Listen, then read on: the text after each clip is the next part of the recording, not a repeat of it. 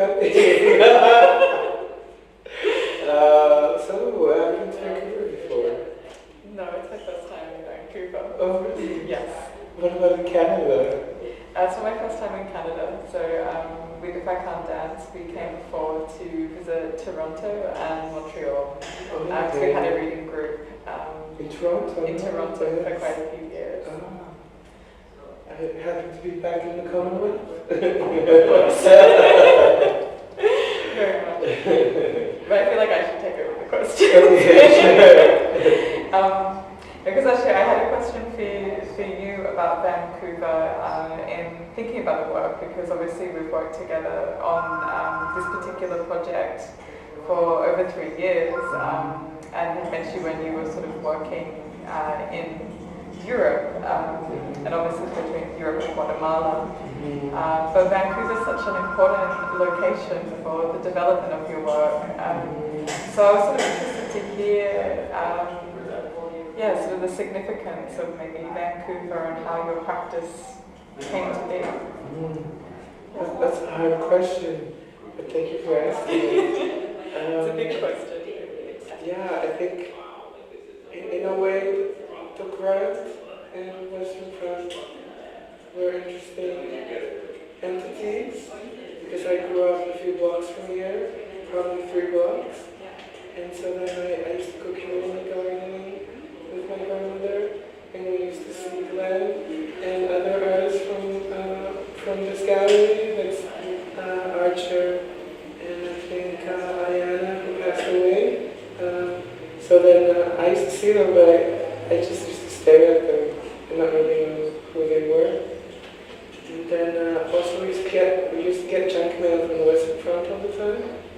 So anyway, so there was this program when I was in high school. I went to a very sort of marginal high school for kids that they don't think are going to go to universities. So they teach them trades.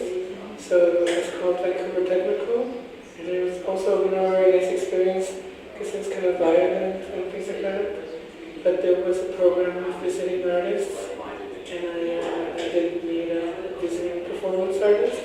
And it kind of reminded me of the experimental theater that my uncles did before. So that's kind of relating or negotiating between this kind of thing that I saw and other things. And also I went to sort of like a program for gifted teens, and got more exposed there to maybe practicing artists when I was 14. And I had a mentor whose family had fled Slovakia and had been part of sort of this 1950s modernist movement. So was at that program? Yeah, but he became a mentor after also. So then it just kind of like, it was, I guess, in a way it was, even though I was working class and all these things, and maybe not exposed to so much culture all the time, maybe I did seek it out more or something. I guess one of the fondest memories I have from very, very small, like maybe 8, was going to do drawing in front of upside down, running around photos. So then, so I think even East Vancouver is this sort of immigrant, poor, native area. I guess there still were opportunities to consume culture at large.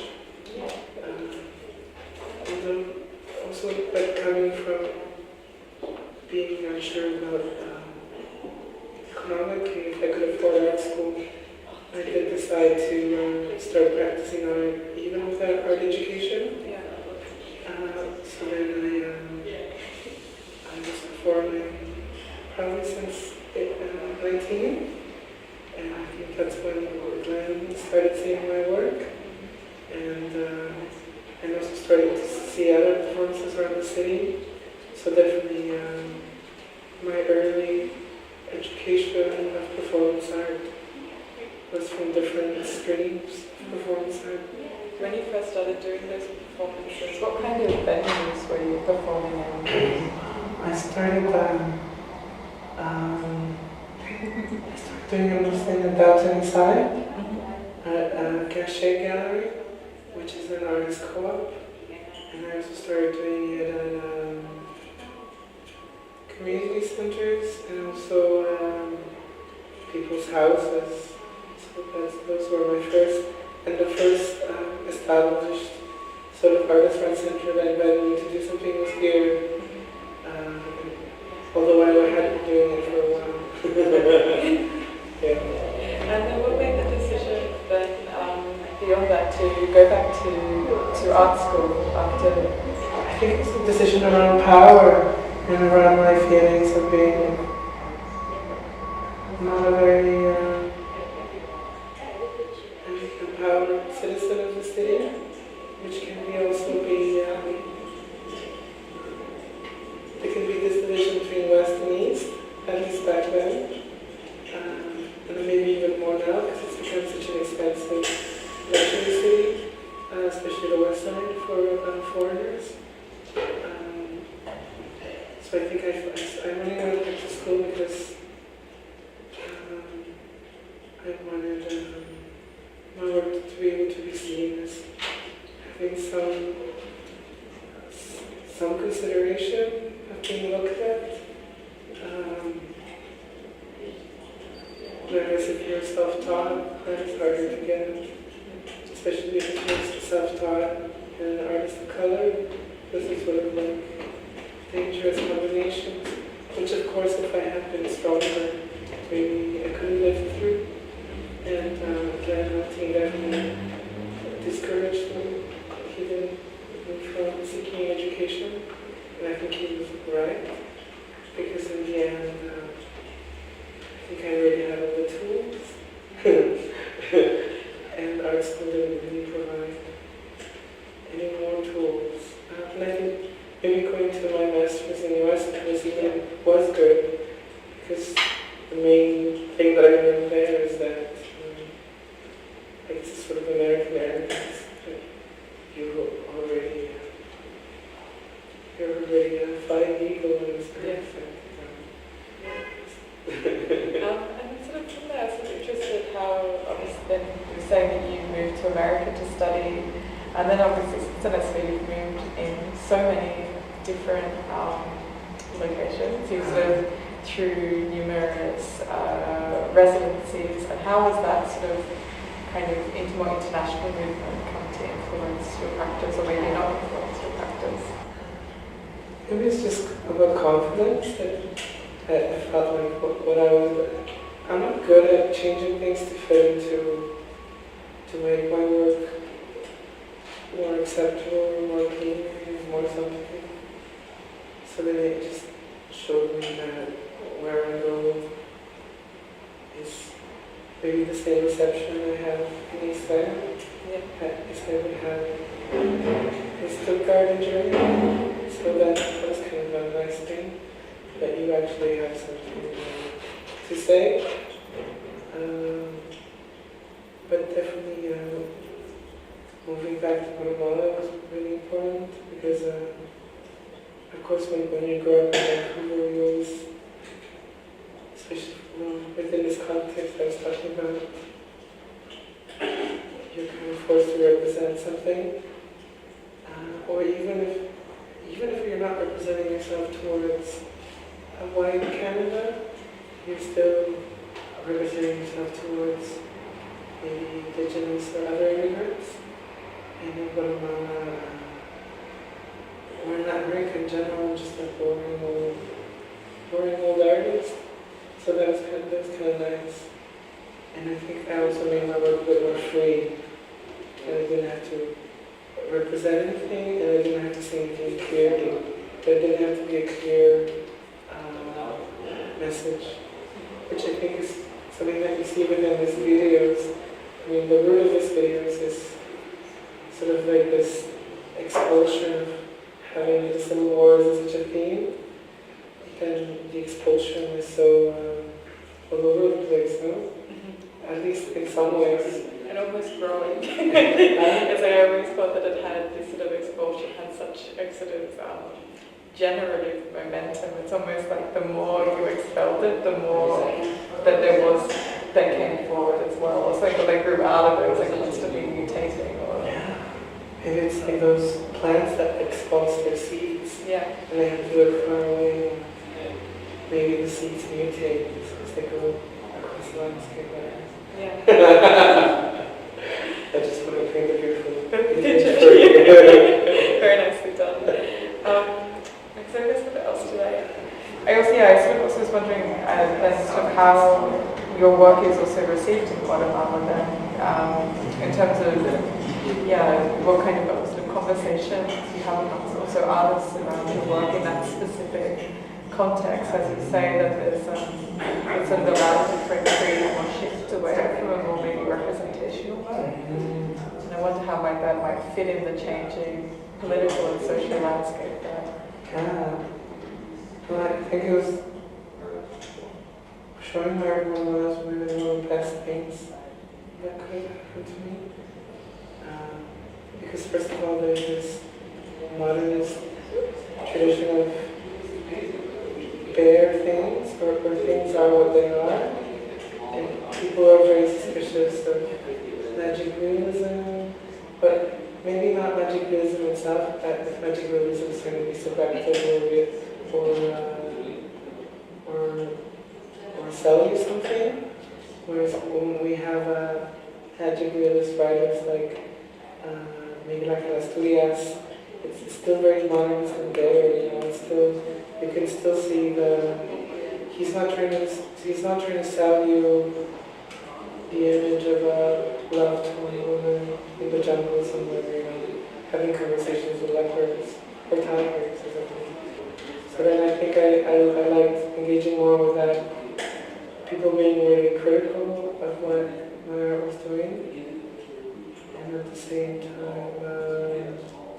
I think they were refreshed by my approach, because it wasn't also the approach about how these issues were presented in the 80s and 90s.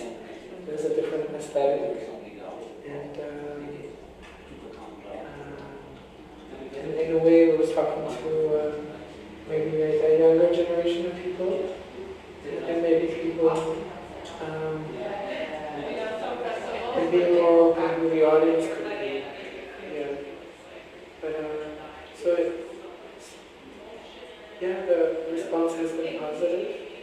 Of course, I'm still living there, so then it's still be an ongoing thing.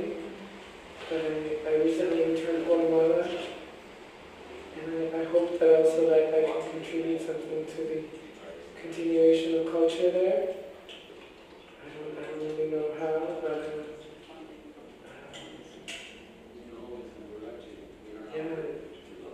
me being Guatemala in Berlin, I don't know. It's easy to make art in Berlin because there's so many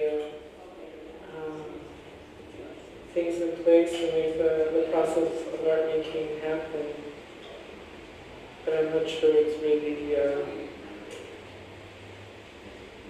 I guess there's that element missing. But I have to say, I feel this nice energy with art making in all of Latin America, so it's not just Guatemala. But even Brazil, we had a really nice experience there. And people really wanting to experiment and sort of like, even though Brazil has such a sophisticated and complex art system, it's still very much,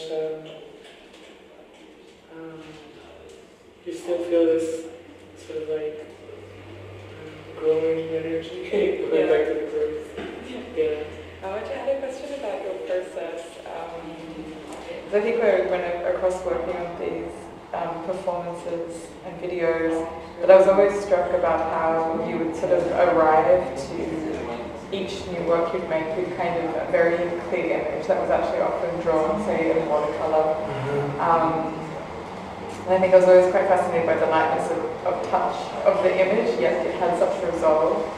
And then likewise about the way, sort of the materials that you chose to employ in the works, which I think going back to when you talked about experimental theatre, that has a certain kind of provisional kind of quality or theatrics.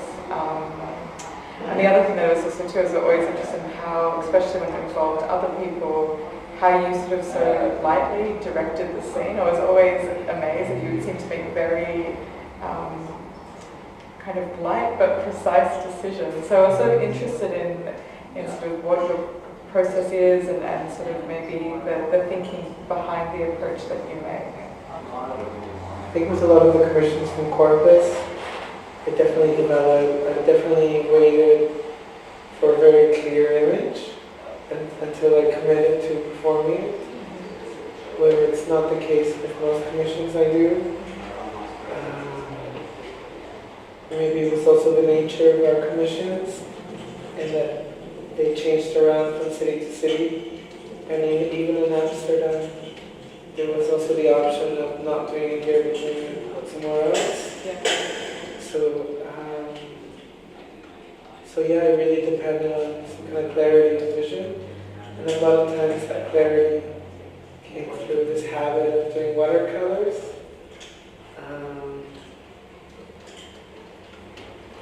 But it is something I struggle with in general. Let's say I have a commission. The only commission I have that I'm going to do for this, in the middle of this year in June, that I've been working on since this December or November last year. It's still shifting. It's weird. It's not, even though the space is defined, the thematic is defined, and also my emotional relationship to it is very clear. The image is not. And so then, I was grateful that with Corpus Commission, well, maybe I wasn't grateful, I just chose things that were precise. Yeah. So I guess in a way my process is of pick and choose ideas, yeah. And also picking the one that's clear. Or I think with Fino Fantasma, it wasn't that clear as in other ones, but then that's also because I wanted to work with these people that collaborated previously, and I know they like to improvise. So I think in that way I left it open because I didn't want to allow these people to work with me again, since I had such a good experience with them in the Sao Paulo band. So and also when I presented Corazones de Pájaros at LACMA last year, I also, maybe in that case I left the tool open because I told the actors what they wanted for 4 months. But they were okay with it, but it was a bit asking too much to just give them costumes and background stories. But maybe in a way it's also about role-playing, dressing up role play. Anyway, I think I'm going all over the place in your response. No, I can ask another question too. There's one thing I was also interested about is that when we also first approached you for this commission, being an institution that's focused on performance, that we really approached you about your performance practice. And I remember at that time you had also said that you were moving away from performance or had sort of let it rest for a while. So I wonder what was the original impetus for a movement away from performance, and maybe what has happened for you sort of being thrust into this kind of 3-year cycle with 6 performances. I think maybe the commission was good because there was a budget, and I never knew exactly what the budget was, but I knew there was a budget to create new performances, and also this choice of different venues, different things, and I think that allowed for me to imagine a new page in my performance practice. Whereas most commissions that get for performances, either people want them at the opening for another artist that's really well known, or they have a theme or something. So it makes it a bit more, I don't know, I think my practice deserves a bit more than that, than just responding to something, or what statement is $600 to make something or something. I don't know. So I think it was good to have this commission. I have this time to think about what performance could be for me. Also, as I age, and maybe my health is not the same as it was before. Because of course all performance artists age, and all performance artists have to deal with the decay of their bodies in different ways. So yeah, it did allow the space for me to imagine, because I think that the formula or whatever, this thing, I could continue to imagine new performances in the future. So maybe I was stuck because I was in this weird limbo. And also when we met at the Neon Biennial, and it's such a weird, not very nice experience. And also like the hierarchy, I never really met my curator, things like that. So that there's this part of art commissioning which are a bit weird. Yeah, maybe they're not so encouraging you to keep producing. Yeah. So I also had a question about, I thought one thing that was quite particular about how the commission unfolded was the decision that most of the works happened live before an audience, but then also we filmed it as a separate thing for video. So I was interested in how the experience of kind of having these live iterations of the work, and also now where we're here with the kind of the final video works of the work. So how did you find that experience, and also what you were reflecting on the relationship to performance? Or maybe how do you actually even say relate to this now when you can actually see all of the 6 videos together? Well, I definitely know that documentation is important to me, and but of course most performances I made in many years before you were commissioned were mostly live performances.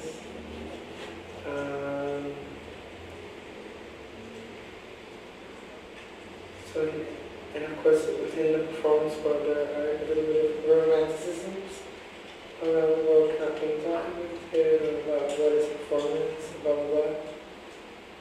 And of course these conventions exist also in video art or other things. So I mean, again, it was a way for me to challenge those things for myself, and also challenge this institutionally from now on, you know. Because let's say with the Sao Paulo Biennial, they really, really did not want to think about documentation or video documentation. So I don't even know if we have any. I think Marta, she organized something herself out of her own money. And of course with LACMA, I financed it myself. So definitely I definitely know that I want the work to also live in video. And my undergrad was mostly video and sound art. So it is a medium that is important to me as well, in the same way as performances. So I don't think I'm answering your question very well, but I think I took with your commission that both live and performance video were important at the same time. one was live and one was video did not mean one was more authentic than the other. And so part of my inspiration for the aesthetics of the video was Kubrick. Then also it was a way for me to play with lighting and maybe my own way.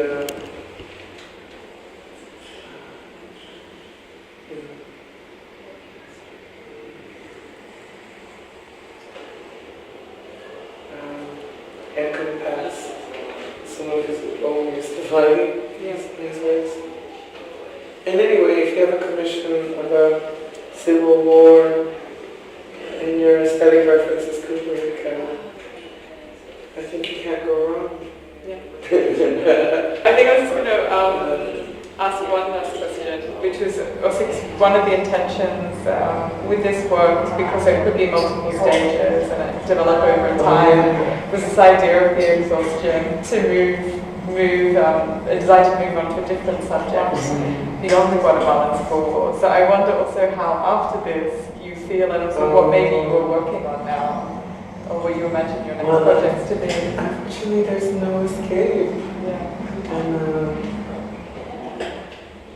during Christmas, I got ill, and also with something that I might have had since this, during my own experience of the Civil War, because it brought me back to that emotionalness of that, or that feeling. And you know, like, I think right now I'm doing a project about Caruna, which is my archaeological site that was flooded by the building of a dam by an international company in Guatemala, I think it's a German company. And that's not about the Civil War, but the tragic story of this place and the many massacres that happened to clear people away from this land. It brought me back again to some kind of thing that also propelled this commission. But at the same time, this history of this dam is independent of the Civil War, because it's just something really human right abuses and this regard for archaeological sites and national heritage that just go beyond sort of like a timeline, 1996 to 1960, and it goes to now because, you know, these people that were affected by the building of this dam, they're still displaced, and maybe because also Guatemala is such a small place, I also find extended family affected by this thing. So I don't know. I guess I mean, many artists are inspired by different things. Last night I had a little bit of argument with a friend because he said that I never do art about lovers or about beautiful men, and I have to say, I don't know why. It's never inspired me to make a drawing like Titanic. Draw somebody like French girls or whatever. So, but I also respect people whose practice is motivated by Mercury and whatever, you know. It's just mine is not. Or Francis' work is motivated by food or different things. It's a different story for different folks. But I have to say, I don't think that my subject matter is more important than somebody's work about food. It's just, in a way, the issue or the story is just an excuse to make images. Because the images were maybe going to come